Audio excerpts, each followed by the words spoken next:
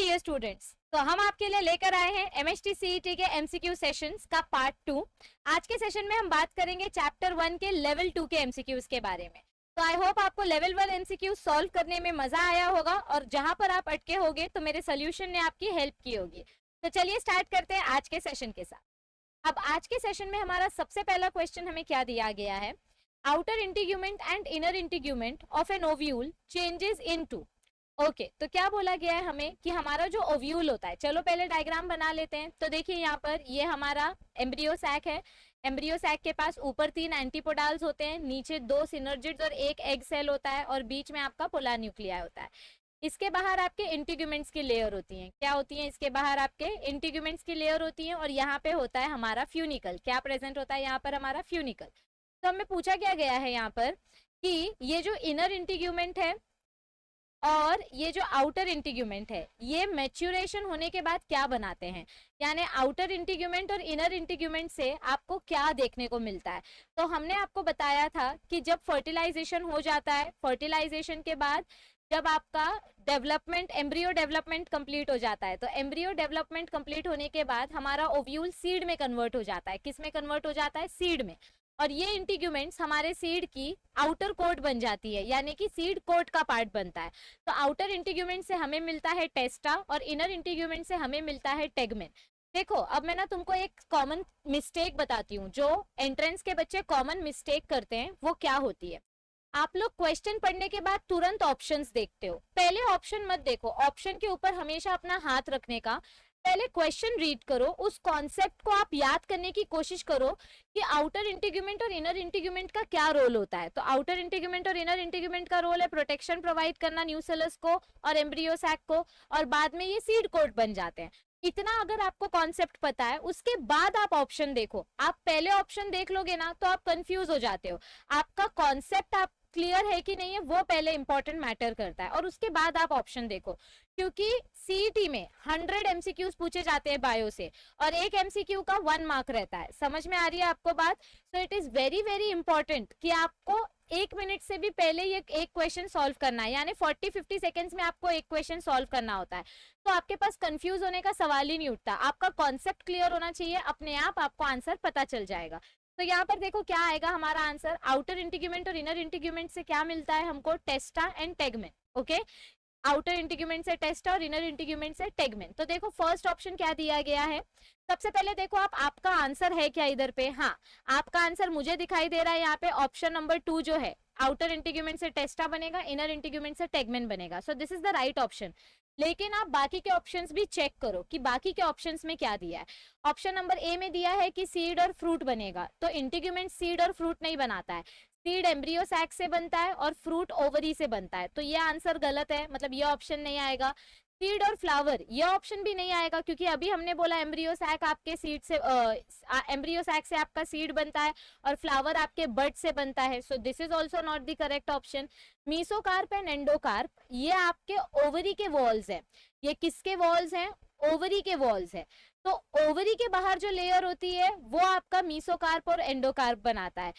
Ovary के अंदर जो सीड है, देखो इसके अंदर जो सीड है, इस सीड का जो लेयर है उसको हम बोलते हैं testa and tegmen. So this is also the wrong option. So correct option क्या है? Option number B. अब हम बढ़ते हैं नेक्स्ट क्वेश्चन की तरफ। नेक्स्ट क्वेश्चन क्या है हमारा? 1 सेकेंड। यस, तो option question number 2, endothecium layer of anther lobe is present. Okay, endothecium lobe जो है वो कहाँ प्रेजेंट होता है, या एंडोथीशियम लेयर कहाँ प्रेजेंट होता है? तो देखो ये अपना एंथर का स्ट्रक्चर है। अब तक तो आपको याद हो गया होगा एंथर का स्ट्रक्चर कैसे रहता है। ये जो सबसे बाहर की लेयर होती है इसको हम बोलते हैं एपिडर्मिस। सबसे बाहर की लेयर कौन सी होती है? एपिडर्मिस। फिर एपिडर्मिस के अंदर एक लेयर प्रेजेंट होती है जिसको हम बोलते हैं एंडोथीशियम। जो सेकेंड लेयर प्रेजेंट होती है एपिडर्मिस के नीचे, उसको हम बोलते हैं एंडोथीशियम। फिर एंडोथीशियम के नीचे और मल्टीपल लेयर्स प्रेजेंट होती हैं जिनको हम बोलते हैं मिडल लेयर्स। इसको हम क्या बोलते हैं? ऐसे पूरे एंथर में, ये सब ऐसे पूरे एंथर में रहेगा, इसको हम बोलते हैं मिडल लेयर्स। क्या बोलते हैं? ये व्हाइट लेयर को हम मिडल लेयर्स। फिर मिडल लेयर के भी अंदर एक और स्पेशल लेयर प्रेजेंट होती है जिसको हम बोलते हैं टेप्टम।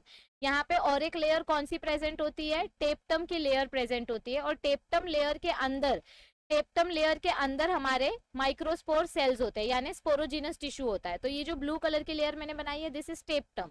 और टेप्टम के अंदर हमारा क्या होता है, ये ग्रीन कलर का स्पोरोजिनस टिश्यू, जो आगे जाके क्या बनाएंगे, आपके माइक्रोस्पोर्स बनाएंगे। समझ में आ रही है बात? तो देखो यहाँ पे मैंने डायग्राम लेबलिंग करके बताया। अब आप मुझे बताओ एंडोथीशियम का लेयर कहाँ प्रेजेंट है?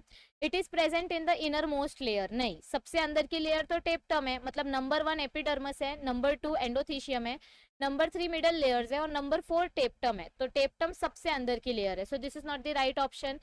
सेकंड ऑप्शन क्या बताया गया, outside to the epidermis. Epidermis के बाहर तो कोई लेयर ही नहीं है, so this is also the correct wrong option. फिर लास्ट ऑप्शन देखो, लास्ट ऑप्शन क्या बताया, it is present in the middle region. Middle region में एंडोथीशियम प्रेजेंट है, ये करेक्ट है, ठीक है। तो अब बहुत सारे बच्चों को इसमें और इसमें कंफ्यूजन हो जाएगा, बहुत सारे बच्चों को ऑप्शन नंबर 3 और ऑप्शन नंबर 4 में कंफ्यूजन हो जाएगा, क्योंकि एंडोथीशियम मिडल में प्रेजेंट है। लेकिन ऐसे टाइम पे आपको याद करना है कि एग्जैक्टली एंडोथीशियम कहाँ प्रेजेंट है, मिडल में प्रेजेंट है कि एपिडर्मिस के नीचे प्रेजेंट है। तो एग्जैक्ट पोजीशन क्या है हमारे एंडोथीशियम का, इनर टू एपिडर्मिस।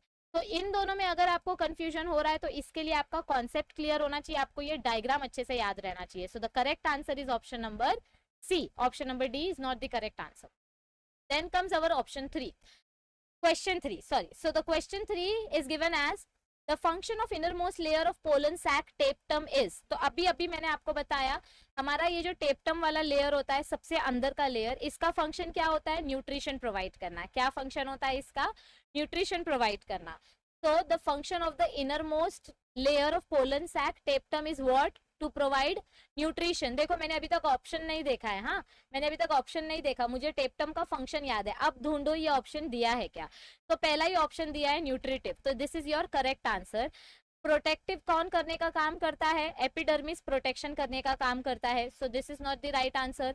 डेहिसेंस कौन करता है, एंडोथीशियम लेयर डेहिसेंस करने में हेल्प करती है, so this is also not the correct answer. Mechanical protection middle layers से मिलता है, so this is also not the correct answer. So the correct answer is option number. Moving on to the next question, question number 4, ex albuminous, 1 second, what happened, yeah, okay, ex albuminous seeds differ from albuminous seeds in. अच्छा देखो, albuminous seed मतलब क्या होता है और x albuminous seed मतलब क्या होता है, ये हमने लेवल 1 में भी ऐसे टाइप का क्वेश्चन देखा था।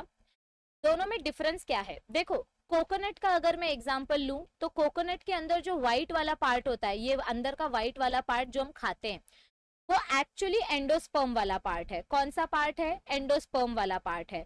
राइस के छिलके के अंदर जो राइस का दाना होता है वो उसका एंडोस्पर्म वाला पार्ट है। तो बहुत सारे प्लांट्स, बहुत सारे सीड्स ऐसे होते हैं जो कंप्लीट एंडोस्पर्म यूज नहीं करते हैं, ओके कुछ कुछ एंडोस्पर्म बच जाता है, कंप्लीट एंडोस्पर्म यूज नहीं होता है, मतलब some endosperm is remaining, some endosperm is left और इट इज अनयूज्ड। तो जो एंडोस्पर्म बच जाता है ऐसे टाइप के सीड को हम बोलते हैं एल्ब्यूमिनस। और कुछ कुछ सीड्स ऐसे होती हैं जो अपना पूरा एंडोस्पर्म यूज कर लेते हैं, जैसे sunflower, peas, beans, garden pea, etcetera etcetera, ये लोग अपना पूरा एंडोस्पर्म यूज कर लेते हैं, इनके आजू बाजू में कुछ नहीं बचता है। देखो हरा वटाना रहता है, हरे वटाने के बाहर कुछ आपको और एंडोस्पर्म जैसा टिश्यू दिखता है क्या, नहीं, हरे वटाने का सिर्फ एक ही सीड दिखाई देता है हमको। तो ऐसे सीड्स जो अपना पूरा एंडोस्पर्म यूज कर लेते हैं, मतलब यहाँ पे क्या आएगा, कंप्लीट एंडोस्पर्म इज यूज्ड। तो ऐसे टाइप के सीड को हम बोलते हैं एक्स एल्ब्यूमिनस, यानी कि नॉन एंडोस्पर्मिक। इसका दूसरा नाम क्या है, नॉन एंडोस्पर्मिक। तो जिसमें एंडोस्पर्म बच जाता है उसको बोलते हैं एल्ब्यूमिनस, जिसमें एंडोस्पर्म नहीं बचता है उसको बोलते हैं एक्स एल्ब्यूमिनस। तो अब आप मुझे बताओ कि दोनों में क्या डिफरेंस आएगा। X albuminous differ from albuminous seeds इन, क्या डिफरेंस आएगा, देखो इधर पे एक्स एल्ब्यूमिनस में, एक्स एल्ब्यूमिनस और एल्ब्यूमिनस में क्या डिफरेंस है, एक्स एल्ब्यूमिनस में एंडोस्पर्म नहीं होता है, ओके। तो इधर पे फर्स्ट ऑप्शन क्या दिया है, फर्स्ट ऑप्शन में दिया है कि एंडोस्पर्म होता है, हमने क्या बोला, एक्स एल्ब्यूमिनस में एंडोस्पर्म नहीं होता है, नो एंडोस्पर्म। तो इधर पे ये ऑप्शन तो नहीं आएगा, करेक्ट है। अभी सेकंड ऑप्शन क्या दिया है आपको, नॉट हैविंग एम्ब्रियो सैक, इधर एम्ब्रियो सैक किधर से घुसा दिया, इधर एम्ब्रियो सैक का लेना देना ही नहीं है, एम्ब्रियो सैक तो कब का यूज हो गया। देखो ऐसा अपना एम्ब्रियो सैक है, एम्ब्रियो सैक के अंदर इधर पे आपका ये ट्रिप्लॉइड एंडोस्पर्म न्यूक्लियस बना है, क्या है ये, प्राइमरी एंडोस्पर्म न्यूक्लियस, और यही आगे डेवलप होके एंडोस्पर्म बना रहा है, ठीक है।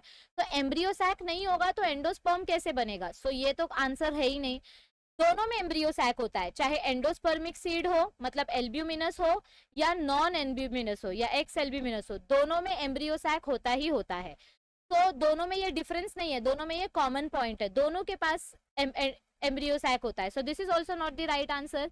लास्ट ऑप्शन क्या है? नॉट हैविंग एंडोस्पर्म, मतलब एक्स एल्ब्यूमिनस के पास एंडोस्पर्म नहीं होता है। वही तो हमने पढ़ा, x albuminous don't have endosperm, albuminous seeds have endosperm. तो दोनों में डिफरेंस क्या है? एक्स एल्ब्यूमिनस के पास एंडोस्पर्म नहीं होता है और एल्ब्यूमिनस के पास एंडोस्पर्म होता है। अगर समझो इस क्वेश्चन को थोड़ा सा चेंज कर दिया, इस क्वेश्चन को क्या किया हमने, एक मिनट रुको, अगर इस क्वेश्चन को मैं थोड़ा सा चेंज कर दूं और इधर पे अगर मैं ऐसा लिख दूं एल्ब्यूमिनस और इधर पे मैं लिख दूं एक्स एल्ब्यूमिनस, मतलब इधर का एक्स हटा दूं, तो अब क्या क्वेश्चन पूछा गया है आपसे? समझो इधर का एक्स मैंने हटा दिया और इधर पे एक्स मैंने ऐड कर दिया, तो अब क्वेश्चन कैसे हो गया कि अब मुझे बताओ एल्ब्यूमिनस और एक्स एल्ब्यूमिनस में क्या डिफरेंस है। तो एल्ब्यूमिनस में एंडोस्पर्म रहेगा और इसमें नहीं रहेगा। तो अगर ऐसा क्वेश्चन होता तो ये वाला ऑप्शन आंसर आता, लेकिन हमको ऐसा क्वेश्चन नहीं दिया गया है। हमको यहाँ पे क्वेश्चन में क्या दिया गया है? पहले एक्स एल्ब्यूमिनस दिया है, तो एक्स एल्ब्यूमिनस में एंडोस्पर्म नहीं होता है, इसीलिए ऑप्शन नंबर 4 करेक्ट आंसर है। आई होप आपको समझ में आ रहा होगा। अब हम बढ़ते हैं नेक्स्ट क्वेश्चन की तरफ। Bright coloured flower is an adaptation for, okay, flowers के ऊपर कलर क्यों होते हैं? पॉलिनेशन करने के टाइम पे अलग अलग इंसेक्ट, अलग अलग बर्ड्स को अट्रैक्ट करना होता है। क्या करना होता है? अलग अलग इंसेक्ट और अलग अलग बर्ड्स को हमको अट्रैक्ट करना होता है। तो अट्रैक्ट करने के लिए, सॉरी, हाँ, अट्रैक्ट करने के लिए हमको फ्लावर्स को, मतलब स्पेशली इंसेक्ट को अट्रैक्ट करने के लिए हमको फ्लावर्स को कलरफुल बनाना पड़ता है, क्योंकि इंसेक्ट कलरफुल फ्लावर्स के पास जल्दी आते हैं।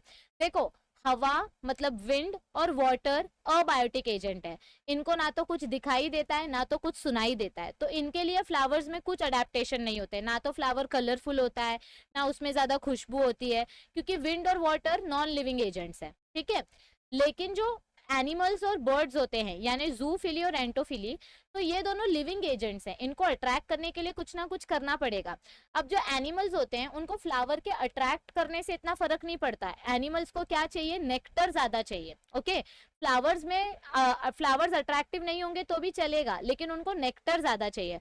और इंसेक्ट को नेक्टर कम मिला तो भी चलेगा, लेकिन उनको ब्राइट कलर के फ्लावर्स जल्दी दिखाई देते हैं, मतलब उनकी जो रिफ्लेक्शन और परसेप्शन कैपेसिटी होती है वो काफी ज्यादा होती है।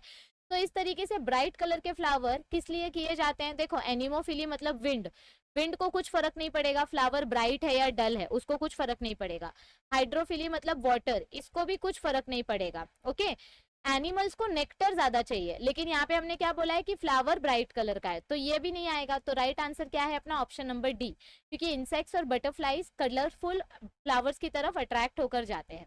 नेक्स्ट क्वेश्चन, क्वेश्चन नंबर 6 हमें क्या दिया गया है? At what stage of endosperm development will you observe nuclear और सेल्यूलर टाइप ऑफ एंडोस्पर्म? तो क्या बोला गया है हमें कि कौन से स्टेज में हमें न्यूक्लियर या सेल्यूलर टाइप का डेवलपमेंट देखने को मिलेगा एंडोस्पर्म में, ओके। तो देखो, सबसे पहले तो अपना फर्टिलाइजेशन होता है। यहाँ पे आपका पोलर न्यूक्लियाई था, यहाँ पे आपका सेकेंड मेल गैमेट आया और इनका फ्यूजन होके क्या बना? इन दोनों का फ्यूजन होके प्राइमरी एंडोस्पर्म न्यूक्लियस बना।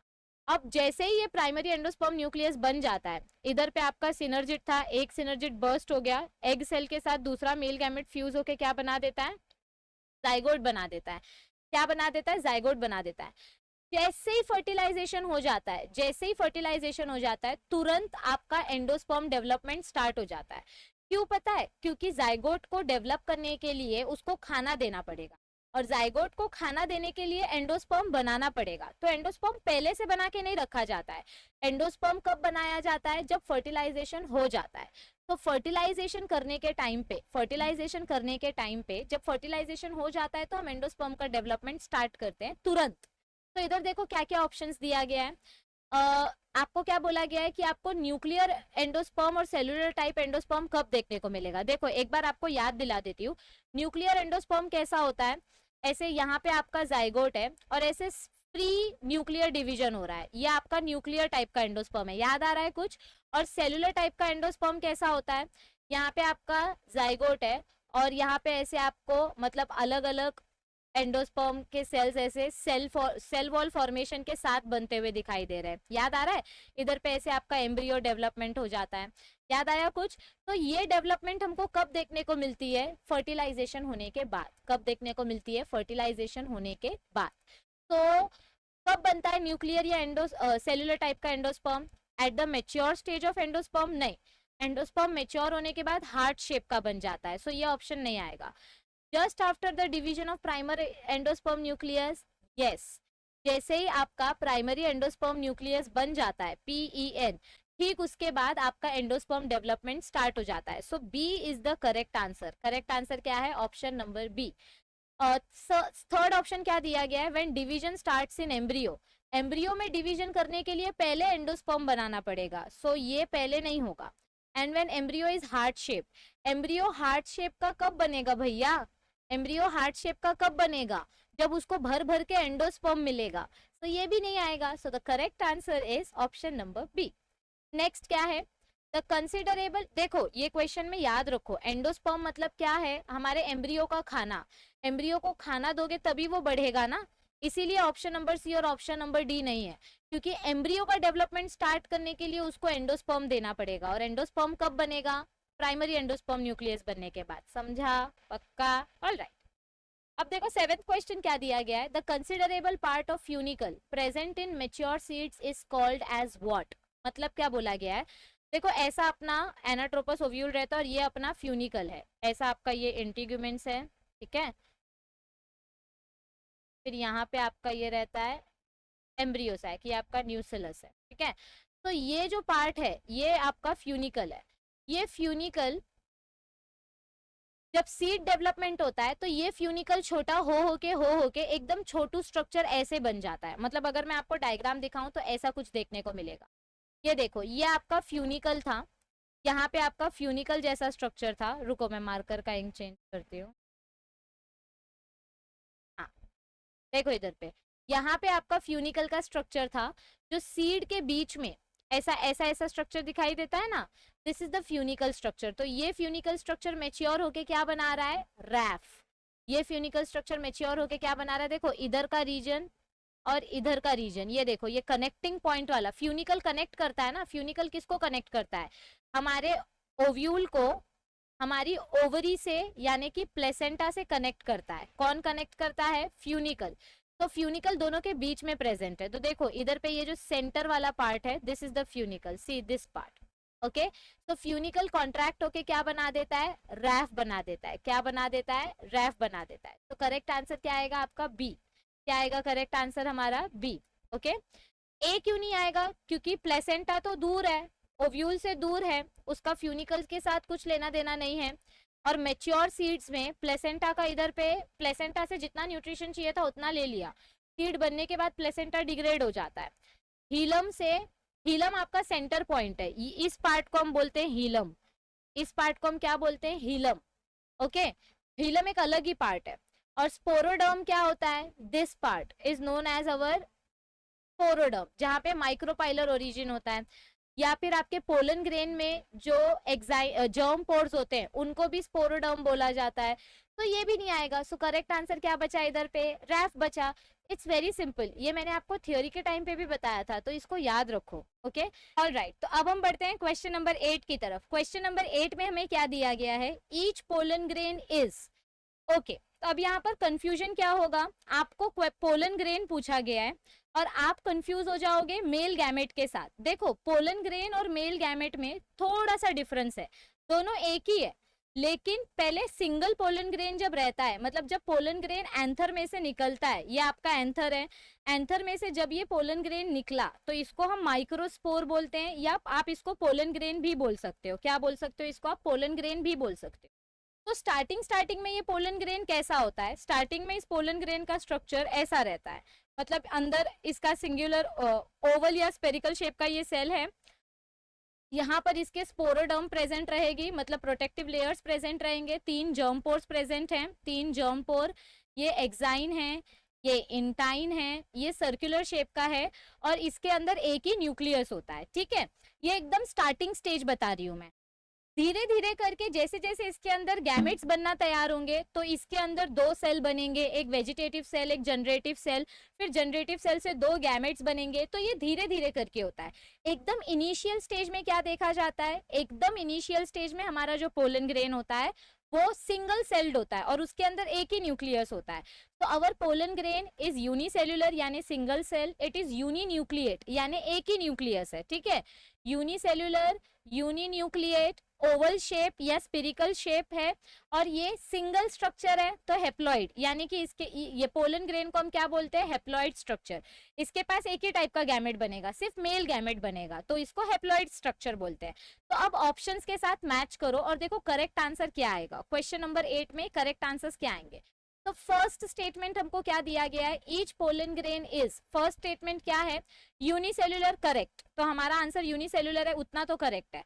लेकिन अब आगे के ऑप्शंस देखो क्या दिया गया है, यूनिसेल्युलर है, बाई न्यूक्लियेट बोला है इधर पे, मतलब क्या बोला है कि पोलन ग्रेन के अंदर दो न्यूक्लियस रहते हैं। ऐसा नहीं होता है, जब पोलन ग्रेन से मेल गैमेट बनेगा तब उसके अंदर दो सेल बनेंगे और दो न्यूक्लियस बनेगा, लेकिन वो गैमेट फॉर्मेशन के टाइम पे। सिंगल पोलन ग्रेन की बात करें तो उसके अंदर एक ही न्यूक्लियस रहता है, तो ये गलत है। और अगर चार ऑप्शन में से एक ऑप्शन भी गलत हो गया तो ये पूरा का पूरा ऑप्शन रिजेक्ट हो जाता है। अब सेकंड ऑप्शन देखो, सेकंड ऑप्शन में क्या बताया है, पोलन ग्रेन यूनिसेल्युलर होता है, करेक्ट, सिंगल सेल रहता है, उसके अंदर एक ही न्यूक्लियस रहता है, वेरी राइट। स्पेरिकल और ओवल शेप, पोलन ग्रेन हमारा स्पेरिकल शेप का यानी गोल है, ये भी राइट है।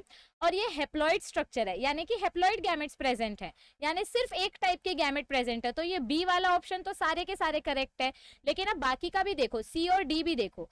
सी में क्या बताया है कि एक पोलन ग्रेन मल्टी सेल्युलर होता है, मतलब एक पोलन ग्रेन के अंदर बहुत सारे सेल बनते हैं, ये तो गलत है ना।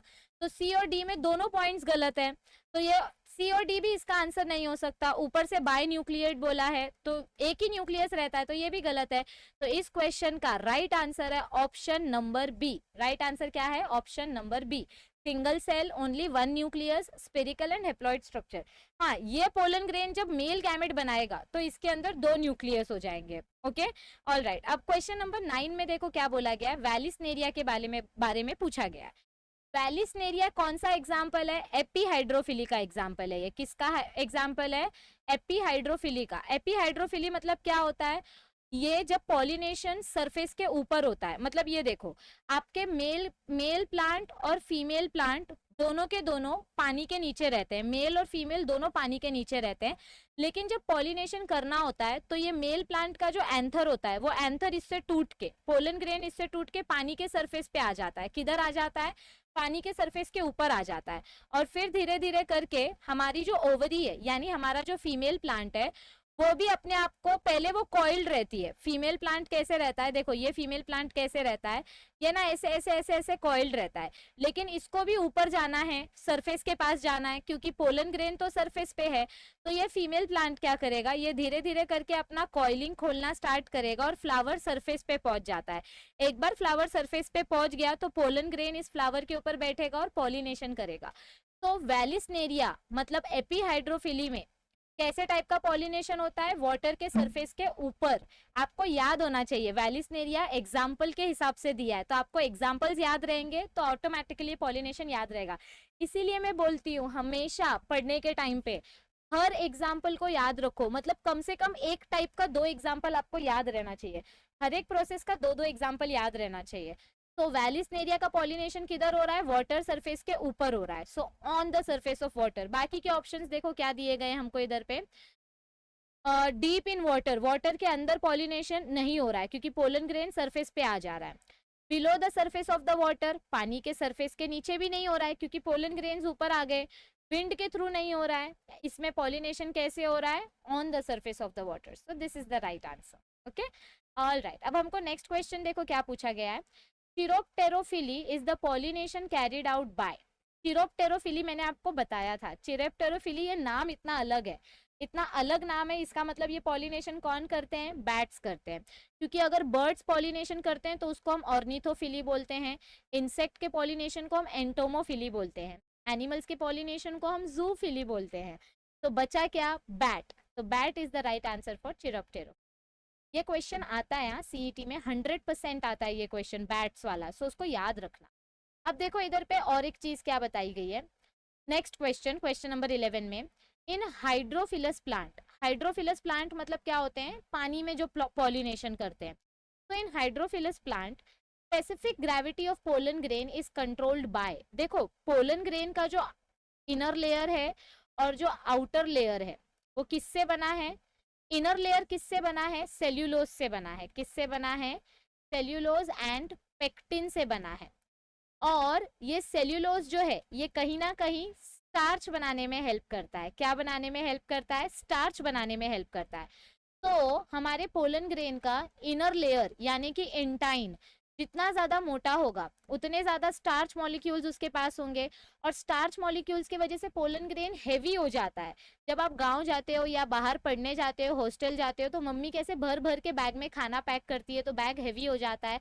ठीक उसी तरीके से अगर आपके इंटाइन के लेयर में स्टार्च मॉलिक्यूल ज्यादा हैं तो पोलन ग्रेन हेवी हो जाएगा।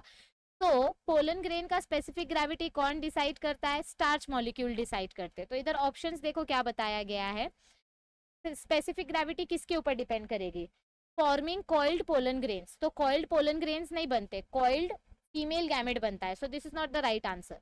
फॉर्मिंग फेदर लाइक आउटग्रोथ, अरे अगर पोलन ग्रेन के ऊपर ऐसे हल्के हल्के फेदर्स बनेंगे तो उसके वजह से तो पोलन ग्रेन हल्का होगा, तो ये भी नहीं आएगा। Forming feather like outgrowth is also not going to help.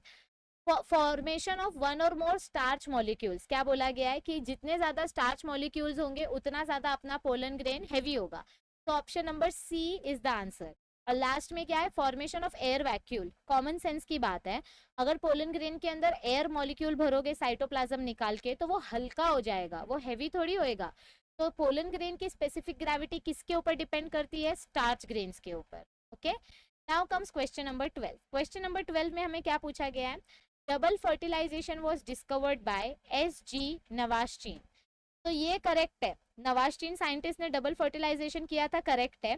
आपके डबल फर्टिलाइजेशन पैराग्राफ के एकदम फर्स्ट पैराग्राफ के लास्ट लाइन में दिया गया है, फर्स्ट पैराग्राफ के लास्ट लाइन में दिया गया है कि डबल फर्टिलाइजेशन कौन से प्लांट में किया गया था, लिलियम एंड फ्रिटिलेरिया। सो ये जिसको टेक्स्ट बुक याद रहेगी वो लोग ये क्वेश्चन कर लेंगे, और इसीलिए मैं बोलती हूँ टेक्स्ट बुक रीड करो, टेक्स्ट बुक रीड करो, it is very very important. Okay, alright, now comes question number 13। Find the odd statement about cross pollination, मतलब वो बोलते हैं ना ऑड वन आउट, अक्कड़ बक्कड़ करके आप ऑड वन आउट निकालते हो, ठीक उसी तरीके से क्रॉस पॉलिनेशन मतलब क्या होता है, तो अलग अलग प्लांट स्पीशीज के बीच का पॉलिनेशन।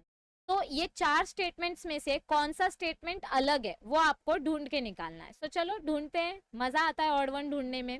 ओके, तो the offspring produce through cross pollination show hybrid vigour, hybrid vigour मतलब क्या होता है, समझो आपने जो मेल गैमेट लिया उसके पास प्रोटीन कंटेंट ज्यादा था, और आपने जो फीमेल गैमेट लिया इसके पास शुगर कंटेंट ज्यादा है, तो इन दोनों को फ्यूज करके जो जाइगोट आपको मिलेगा उस जाइगोट में दोनों क्वालिटी रहेगी, प्रोटीन की क्वालिटी भी और शुगर की क्वालिटी भी।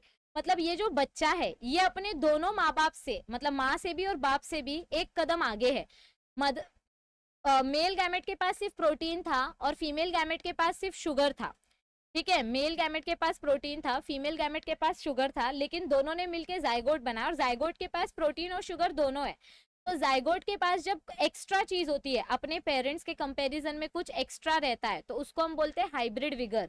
हाइब्रिड विगर मतलब पावरफुल देन पेरेंट्स, पेरेंट्स से भी ज्यादा पावरफुल होना। Okay, all right, so cross pollination की वजह से हमको हाइब्रिड विगर मिलता है, ये करेक्ट है।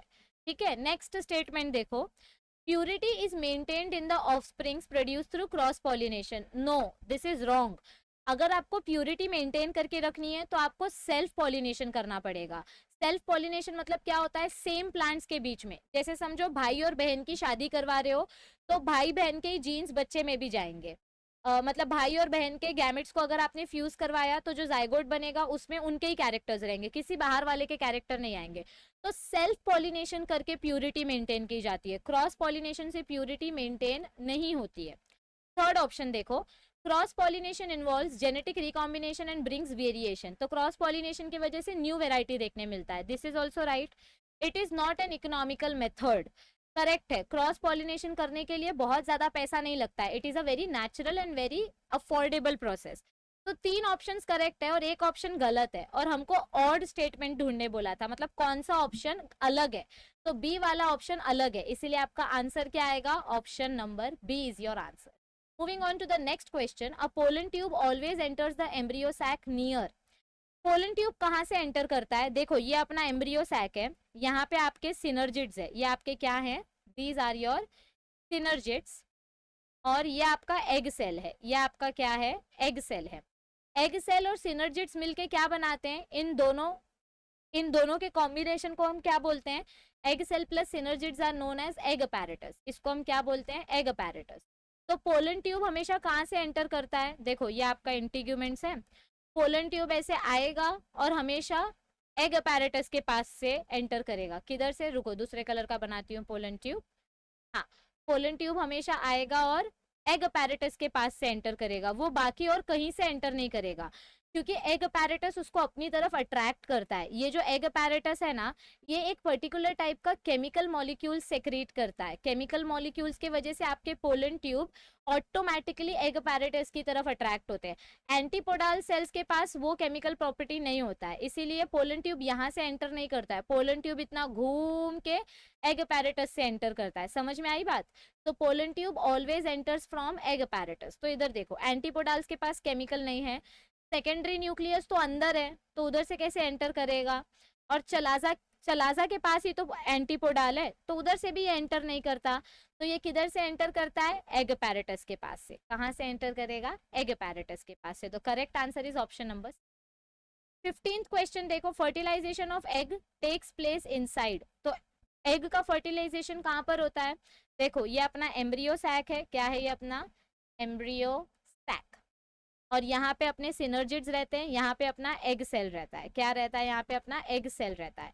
तो अगर फर्टिलाइजेशन करना है तो किसके अंदर आना पड़ेगा, गैमेट को एम्ब्रियो सैक के अंदर आना पड़ेगा, ये गैमेट को एम्ब्रियो सैक के अंदर आना पड़ेगा। सो फर्टिलाइजेशन हमेशा कहाँ पर होता है, एम्ब्रियो सैक में। करेक्ट आंसर क्या है, ऑप्शन नंबर बी। एंथर तो मेल गैमेट बनाएगा, स्टिग्मा फीमेल गैमेट बनाएगा, पोलन ट्यूब मेल गैमेट को कैरी करेगा, और फर्टिलाइजेशन कहाँ पर होगा, एम्ब्रियो सैक में।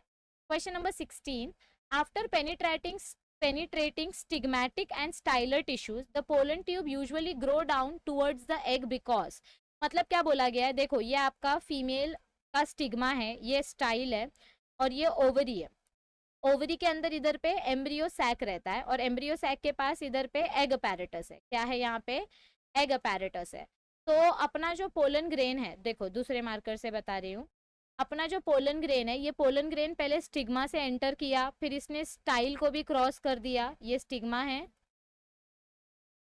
This is style, okay, and this is pollen tube.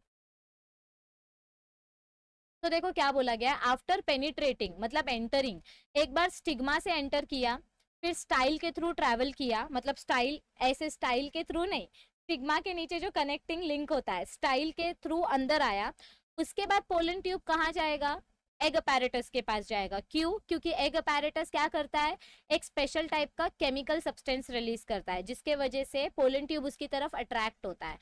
तो और इस एग अपैरेटस को हम बोलते हैं, इस एग अपैरेटस को हम क्या बोलते हैं, बोलो, इस egg apparatus, this egg apparatus is nothing but what, synergids plus egg cell. ये एग अपैरेटस किससे बना है, सिनर्जिड्स प्लस एग सेल से।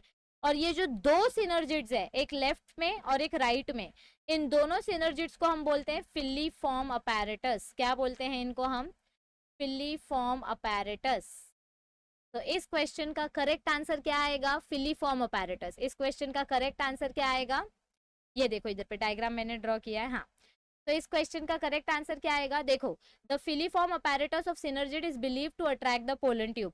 सिनर्जिड्स में से ना स्पेशल शुगर और स्पेशल न्यूट्रिएंट्स निकलते हैं जो पोलन ट्यूब को अपनी तरफ अट्रैक्ट करते हैं। ओके, ये देखो, ये पोलन ट्यूब को अपनी तरफ अट्रैक्ट करते हैं, तो फिलीफॉर्म अपैरेटस अपनी तरफ पोलन ट्यूब को अट्रैक्ट करेगा।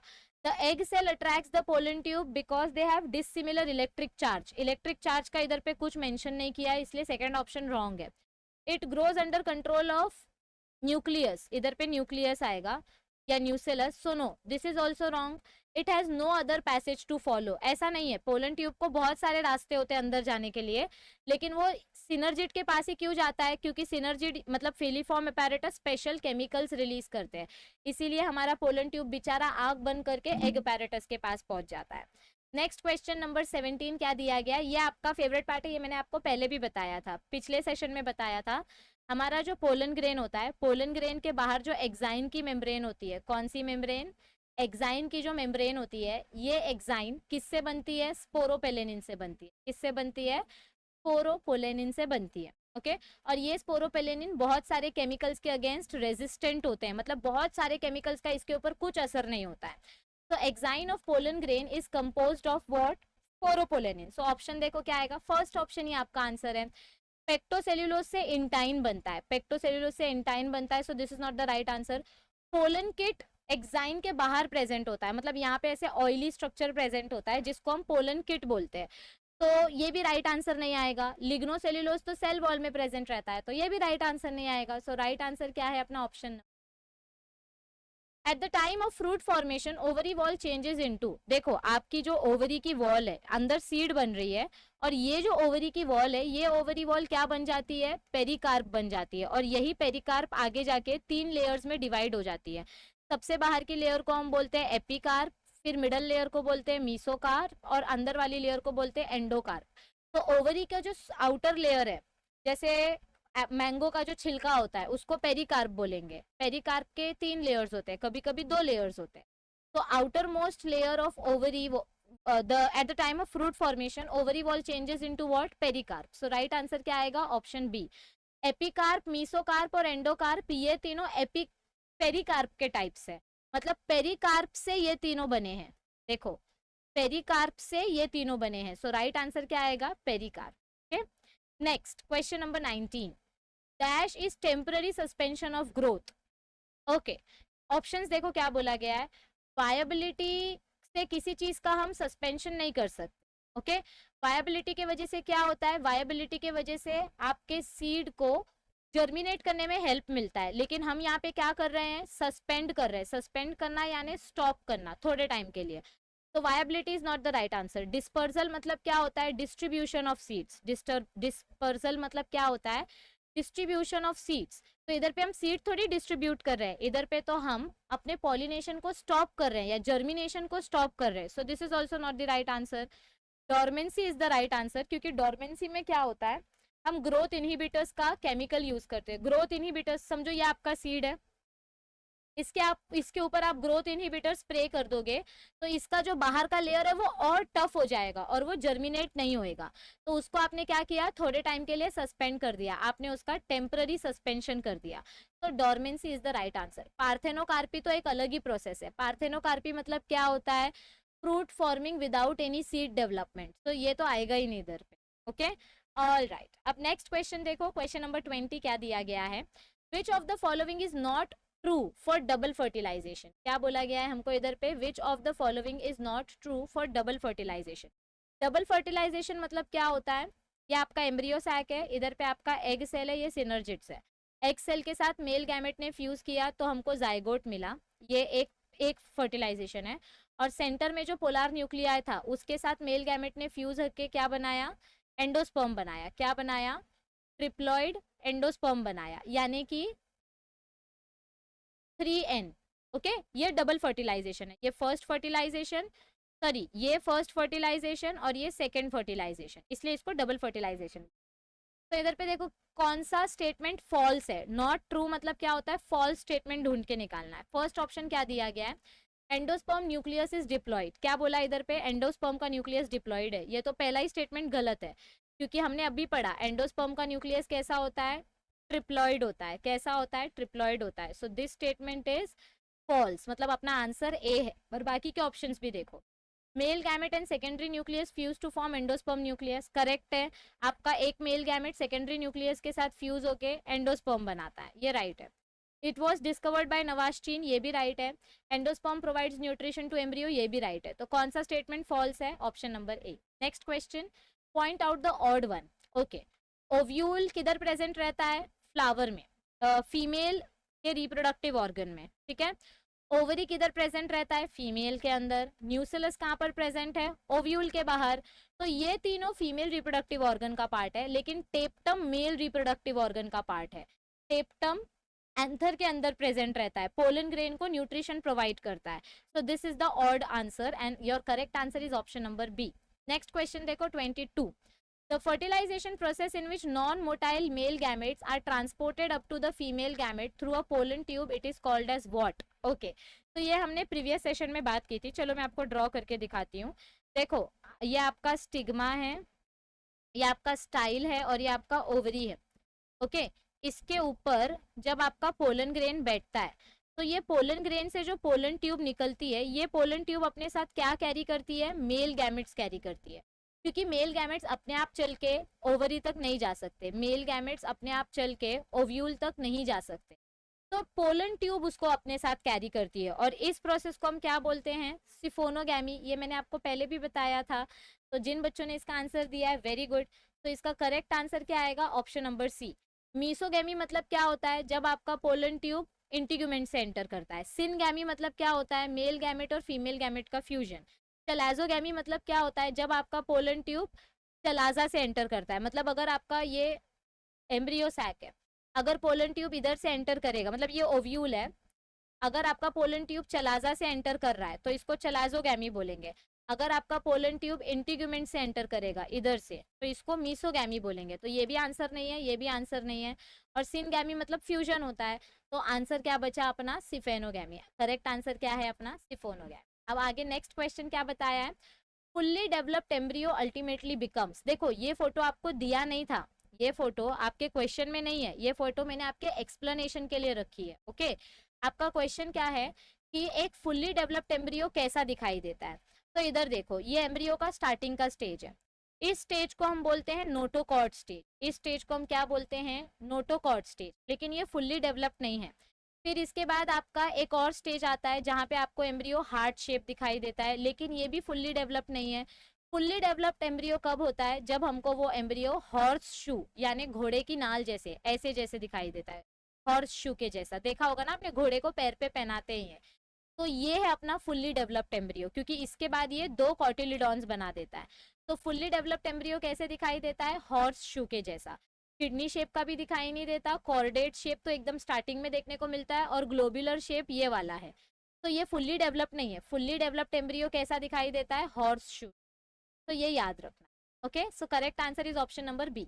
Next question, question number 24. A type of ovule having funiculus lying close to the micropyle is called. Okay, अगर आपका ओव्यूल ऐसा माइक्रोपाइल के पास है, नीचे की तरफ है, देखो वैसे ओव्यूल कैसा रहता है पता है? ऐसा रहता है, ऐसा। माइक्रोपाइल ऊपर की तरफ रहते हैं ऐसे, लेकिन ये आपका सीधा ओव्यूल है। लेकिन अगर इस ओव्यूल को उल्टा कर दिया जाए तो माइक्रोपाइल इधर आ जाएगा नीचे की तरफ। तो अगर आपका ओव्यूल नीचे फ्यूनिकुलस के पास है, नीचे फ्यूनिकुलस के पास है, माइक्रोपाइल एंड के पास, तो ऐसे टाइप के ओव्यूल को हम क्या बोलते हैं? एनोट्रोपस। क्या बोलते हैं? एनोट्रोपस। कंपाइलोट्रोपस क्या होता है? एम्फीट्रोपस क्या होता है? ये मैं आपको पहले ही बता चुकी हूँ। तो एनाट्रोपस क्या होता है? आप वीडियोस में जाके देखो, आपको, या गूगल करो, आपको इनकी इमेज मिल जाएगी। लेकिन एनाट्रोपस मतलब क्या होता है? इन्वर्टेड ओव्यूल, जब आपका ओव्यूल उल्टा प्रेजेंट हो। 25. Pollination characteristically occurs in. Pollination किस में देखा जाता है? एंजियोस्पर्म्स और जिम्नोस्पर्म्स में। देखो, ब्रायोफाइट्स जो है ये अनडेवलप्ड प्लांट्स हैं। ब्रायोफाइट्स के पास सीड ही नहीं होता है, तो ये पॉलिनेशन कैसे करेंगे? नहीं करेंगे। ठीक है, तो ऑप्शन नंबर ए अपना आंसर नहीं है। एंजियोस्पर्म्स पॉलिनेशन कर सकता है, लेकिन फंगस पॉलिनेशन नहीं करता है, वो तो स्पोर फॉर्मेशन दिखाता है, तो बी भी नहीं आएगा आंसर। टेरिडोफाइट्स और एंजियोस्पर्म्स में क्या डिफरेंस है? They don't have seeds, they have seeds, ये भी पॉलिनेशन नहीं दिखाएगा। लास्ट क्या बचा? एंजियोस्पर्म्स। तो एंजियोस्पर्म्स और जिम्नोस्पर्म्स दोनों के पास गैमेट्स होते हैं, दोनों के दोनों पॉलिनेशन करने में हेल्प करते हैं।